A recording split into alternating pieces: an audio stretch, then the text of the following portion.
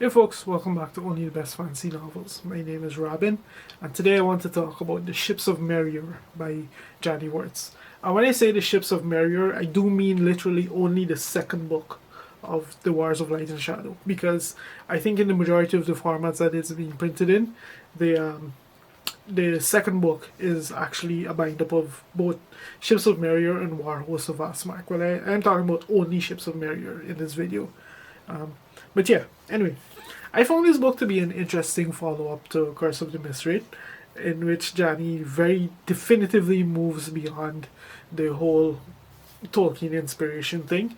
And as a second book, I found it like just a bar above what was being written by her contemporaries in of that time. So I'm thinking like stuff like Robert Jordan's Great Hunt, or even like George R. R. Martin's The Clash of Kings. But anyway, what is this book about? It's now been 5 years since the climactic battle at the end of Curse of the Misread, and the two princes that we've been following are in very different places. Prince Lysair has been he's essentially been building himself a kingdom without the franchisement of the seven for that role, and he's been gathering an army to go after Arathon as soon as he can discover where he is, and to basically end the fight with him once and for all. Meanwhile, Prince Arathon seems content to just travel around in hiding as the Master Bard's apprentice, reacting in no way to what Lysair's been doing. So that's kind of where the story picks us up, and it begins to flow in a very interesting direction from there. So I actually had a very bipolar experience reading this book. Like I really struggled with the first half, but I absolutely loved the second half, and to the point where this book feels almost like two separate books to me. But I'll kind of delve into that. This is very much one book, by the way, but it just felt like two separate books to me, just because of the way that things shift in the second half. But anyway, let me go through the first half initially. So in the first half, we kind of discovered a new status quo after 5 years from the events of Curse of the Misread, and we see Lysair just operate with just so much agency. Like, he's building a kingdom, he's gathering an army, he's politicking, he's building a legacy essentially. In addition to that, we see the way that the curse has just wrapped it, has just finagled its way around his soul at this point. Like, anything, absolutely anything related to Prince Arathon, he's determined to see it in the most horrible light possible, no matter how innocent or how blasé it may seem. And we see more about his particular like bloodline trait, which is like his sense of justice, and the way that that's not always necessarily a good thing. Like, justice without mercy is justice unchained, essentially. It's kind of what I was thinking, with some of the scenes with his story. So he's doing his thing. He's gathering his warband. He's getting ready to go after Prince Arathon, and to essentially start a war where there is none. All driven by the Curse of the Misread. And then we follow the other half of this part of the story. We follow Prince Arathon, who, like I mentioned, he just seems to be willing to just go day to day, travel around with Halloran the Master Bard, and just he seems content to live a life in hiding.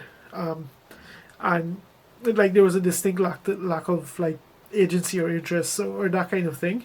In addition to that, like, one of the characters who really plays a big part in the story in this particular section is Dakar. And I like, in Curse of the Misread, I was ambivalent towards Dakar.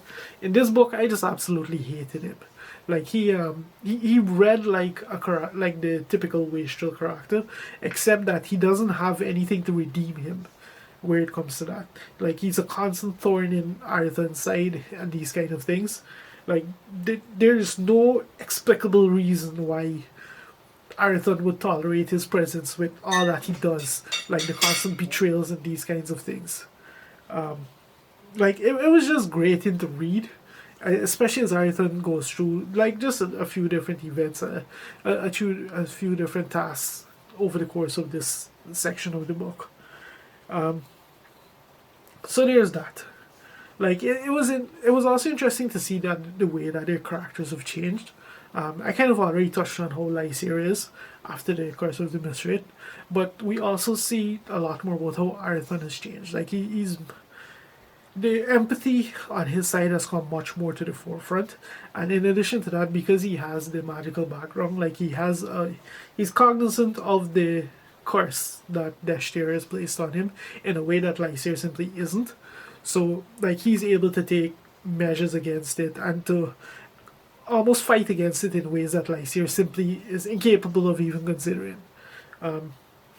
So there's that, and then over the course of their story, their story is just so fascinating to follow, and as I was reading everything, like constantly at the back of my mind is the prologue, of course, of the Misread, where Janny just talks about the nature of good and evil and the way that history is portrayed to kind of enforce that you decide that that one is held up as this whereas the other is held up as that, but you have to read these events and you have to like form your opinion in who's evil and who's good here.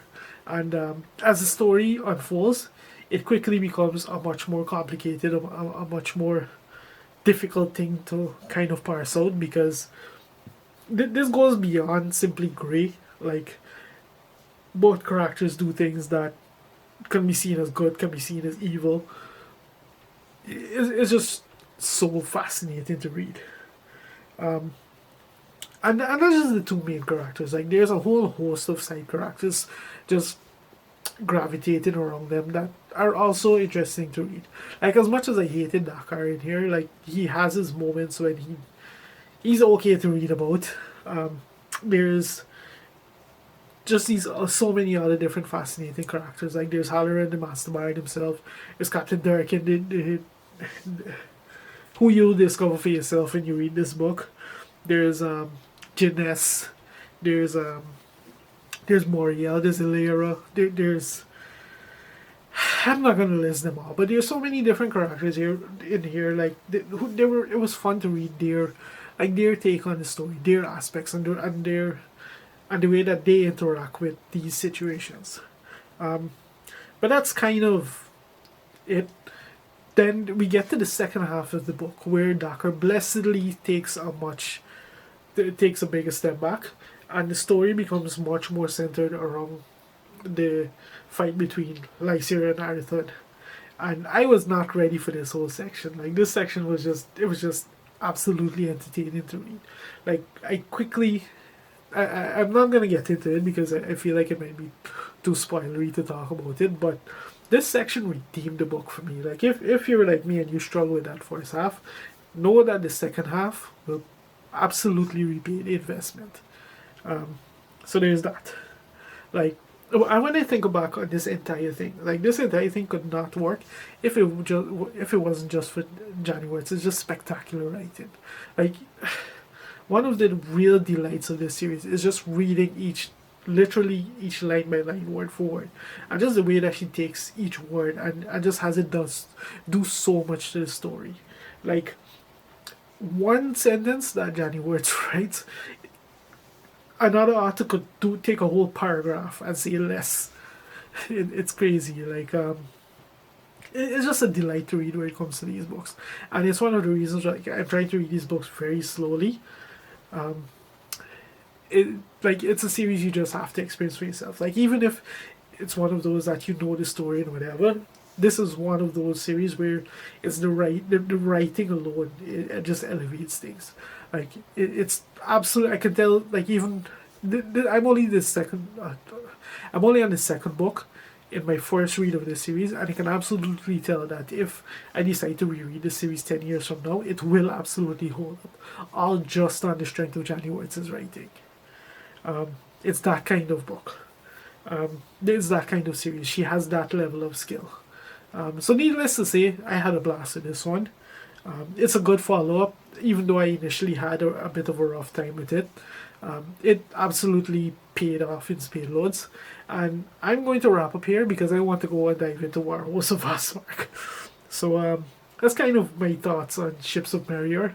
If you made it this far into the video, thank you very much for watching, and I guess I'll see you next time.